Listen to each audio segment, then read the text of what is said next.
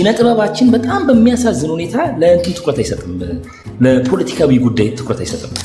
ስትጽፈው ያ የሪስክ አሴስመንት ጭንቅላት ውስጥ ነበር እንደማንኛውም ሌላ ነገር ፍለጋ የሚል አንድ ያጫጭር ልቦለዶች ስብስብ መጽሐፍ አለኝ። እንደ አርት ፕራክቲሽነር በአንድ ጉዳይ ላይ ያተኮረ መጽሐፍ ጥሩ ነገር ነው። ራስን መልሰህ ሳንሱር ታደርጋለህ። ይሄ ነገር ነው ቀጥታ ያላትመኝ ይሁን ምናምን ነገር ትላለህ። አንብባችሁ ምንድን ያሰባችሁ? አሁን መጽሐፉ አንድ ስፔሲፊክ የሆነ አካል ላይ ብሌም የሚያደርግ አይደለም። በትክክል የተሰማኝን ስሜት ያስጨነቀኝን ያሳሰበኝን ጉዳይ ነው የምር የጻፍኩት።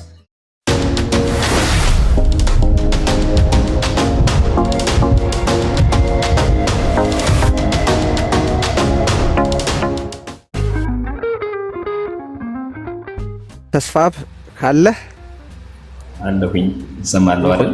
እንኳን መጣህ። ደህና ነህ ወይ? ደህና ነኝ። በጣም ደስ ብሎኛል ስለተገናኘ። በነገራችን ላይ ግን ስለ ቴዲ ምን እያሰብኩኝ ነበረ፣ አንዳንድ ሰው በሆኑ ጉዳዮች ላይ በጣም ጥሩ ይሆናል እና ቴዲ በጣም በብዙ ጉዳይ ጥሩ ሲሆን ይሄ ነገር እንዴት ነው ፍትሃዊ ነው?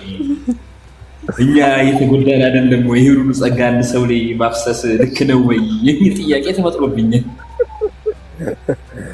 በጣም አመሰግናለሁ። እኔ እንጃ እግዚአብሔር እኮ ታለው እንደ ምን ያልቅበታል ነው ማለት በአንዱ መውሰድ ሌላኛው የሚጎዳ አይመስለኝም። ግን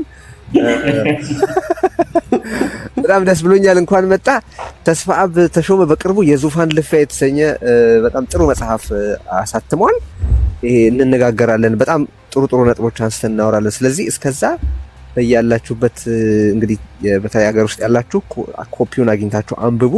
መጽሐፍ መነበብ አለበት። የዙፋን ልፊያን አንብባችሁ ብዙ ሀሳብ የሚጭሩ ነገሮች ታገኙበታላችሁ። ዝርዝሩን ግን እናነሳዋለን በደንብ አድርገን። ሰው አንዱ የዛሬ እንግዳችን ተስፋብ ነው።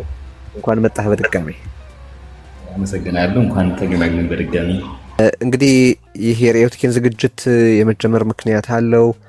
በጥበብ ነክ ጉዳዮች ላይ ኳሊቲ ያለው ኮንተንት ለማቅረብ በቲክቶክ በኩል ያለውን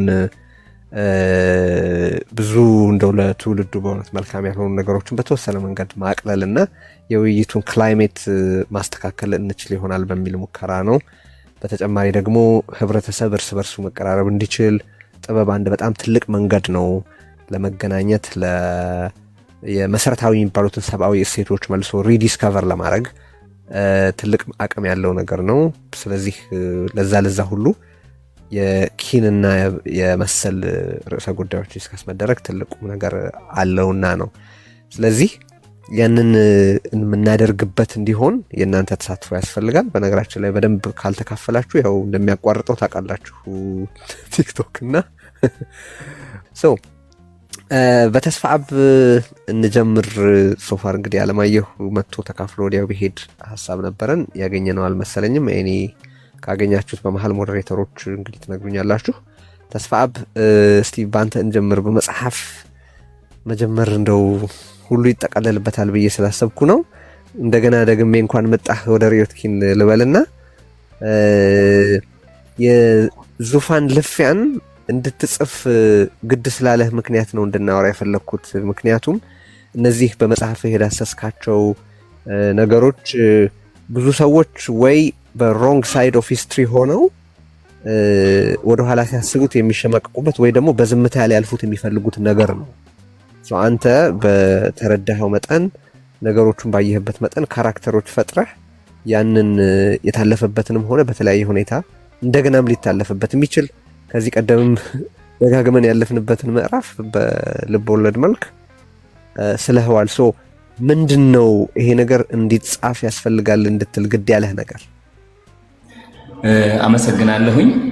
የመጀመሪያ ተናጋሪ መሆን በጣም አስቸጋሪ ነው፣ ግን ሁነኛ ምክንያቱ እውነት ለመናገር የዙፋን ልፊያ እንድጽፍ ያደረገኝ የተፈጠረብኝ በጣም መጥፎ ድብርትና መጥፎ ስሜት ነው። እንዴት ነበረ ከዚህ ቀደም ኢትዮጵያ እንረዳ የነበረው? በጣም እንዴት ነው ለጣዖት ትንሽ እስካቀርባት ድረስ በበጎ መንገድ። አሁንም ያ በጎ ስሜቴ ጠፍቷል ማለት አይደለም። ለኢትዮጵያ በጎ ስሜት የለኝም ማለት ሳይሆን ምስላት ኢትዮጵያ ነበረች። ህዝባችንን እርስ በርስ ያለንን ግንኙነት የምስልበት መንገድ ነበረ። ፖለቲካችን ኋላ ቀር ቢሆንም በጣም በዚህ ደረጃ ለሰው ልጅ አደገኛ ነው ብዬ አላስብም ነበርና መጥፎ እድል ሆነና ከለውጡ በኋላ በጣም በፍጥነት ወደ ተከታታይ ቀውስ ውስጥ ነው እንደ ህዝብ የገባ ነው። በጣም ትልልቅ ጦርነቶች፣ እርስ በርስ ጦርነት። አሁን በነገራችን ላይ ባለፉት 7-8 ዓመታት ውስጥ እንደ ሀገር ያለፍንበት መንገድ እንደው በ100 ዓመት እንኳን ያለፍንበት ቢሆን ብዙ ነው። በ100 ዓመት ውስጥ እንኳን እነኛ 8 ዓመት ታሪኮች ቢፈጠሩብን እንኳን በጣም ብዙና አስፈሪ ነው የሚሆነው። ግን በጣም በሚያሳዝን ሁኔታ ባለፉት 7-8 ዓመታት ውስጥ ምዕራብ ኦሮሚያ ላይ እርስ በርስ ጦርነት ተደረገ፣ ትግራይ ክልል ላይ፣ ከዛ ደግሞ አሁን አማራ ክልል ላይ፣ ቤንሻንጉል ላይ፣ ከዛ ደግሞ በእያንዳንዱ አካባቢ ላይ በጣም ብዙ ቀውሶች ይደረጉ ሆነዋል። እና በትክክል ምንድነው ከዚህ ጀርባ ያለው ነገር? እንደዚህ ነበርን ወይ እንደ ሀገር? ይሄ ነገር ሄዶ ምንድነው መደምደሚያው የሚለው ነገር የምር ያሳስበኝ ጀመረ። እና በዚህ መካከል ላይ አንድ ያስተዋልኩት ነገር ምንድነው፣ አንድ እንደ ህዝብ ስለራሳችን ያለን የተጋነነ ግምት በጣም ስህተት ስለሆነ ቆም ብለን ልንነጋገርበት ይገባል። መጽሐፉ ላይም አንድ የጠቀስኩት ነገር አለ። እርስ በርስ እንጠላላ ቆይተን አሁን አጋጣሚውን ለመጠፋፋት አጋጣሚ እየጠበቅን ነው ወይ የሚል ይዘት ያለው ነገር መጽሐፌ ላይም ጠቅሻለሁኝና አንድ እንደ ህዝብ እንዴት እናስብ ነበረ? እዚህ ጉዳይ ላይ በጣም መነጋገር አለብን። ሁለተኛው እና በጣም ያሳሰበኝ ነገር ፖለቲካዊ ጉዳዮች በግለሰቦች ህይወት ላይ በቀጥታ የሚያደርሱት ጉዳት ምንድነው የሚለውን በተገቢው ሁኔታ እየተወያየንበት አይደለም። ስለዚህ እዚህ ጉዳይ ላይ መነጋገር ይገባናል።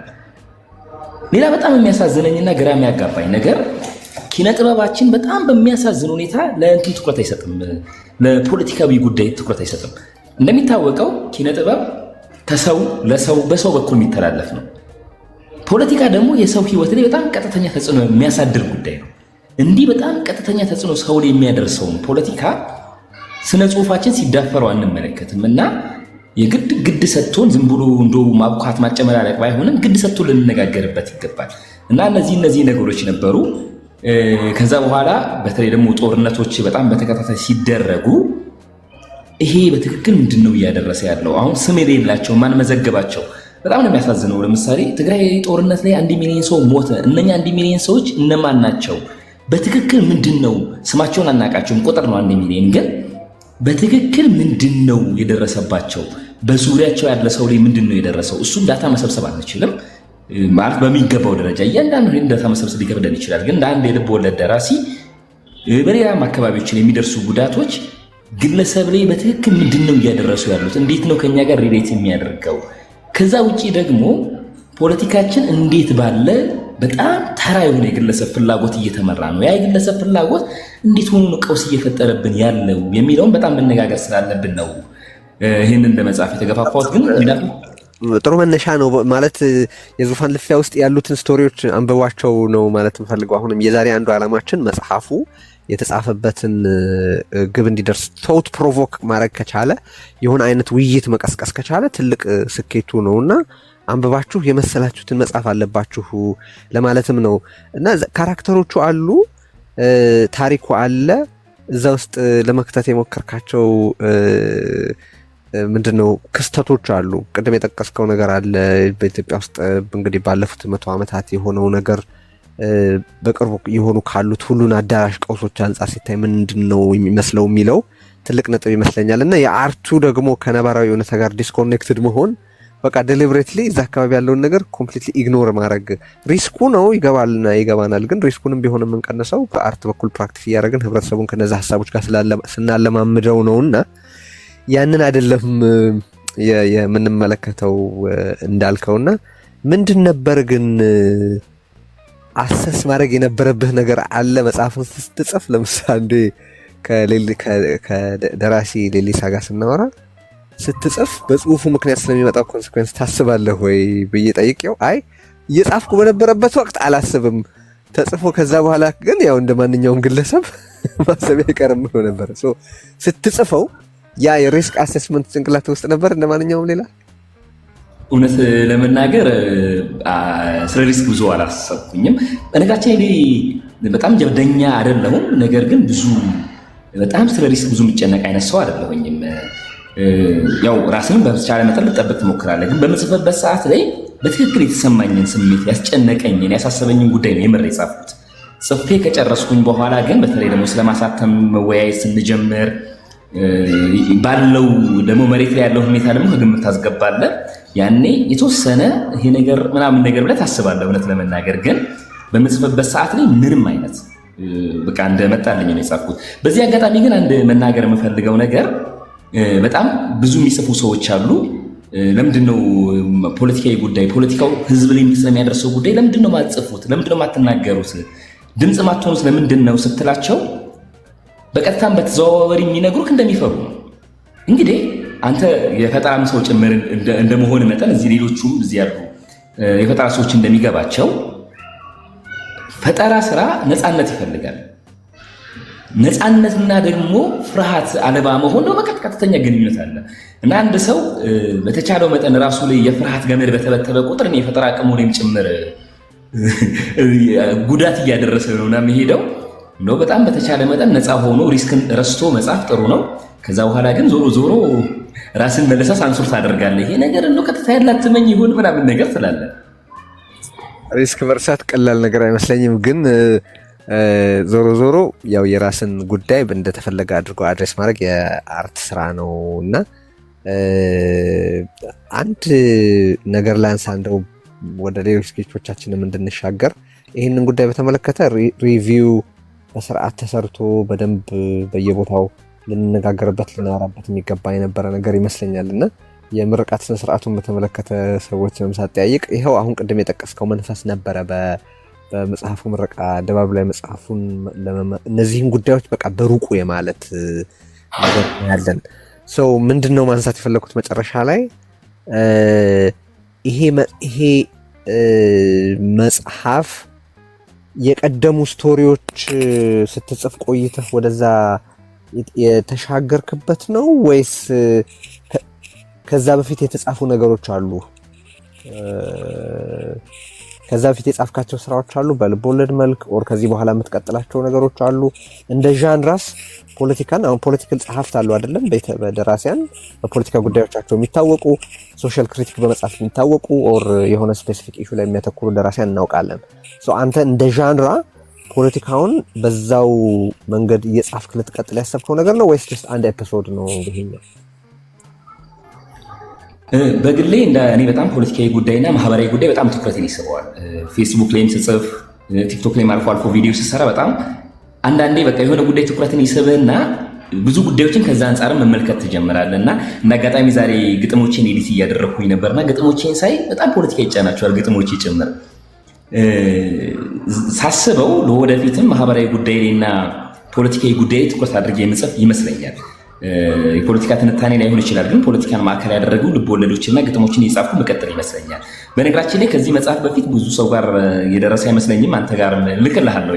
ነገን ፍለጋ የሚል አንድ ያጫጭር ልቦለዶች ስብስብ መጽሐፍ አለኝ የዛሬ 2 ዓመት አካባቢ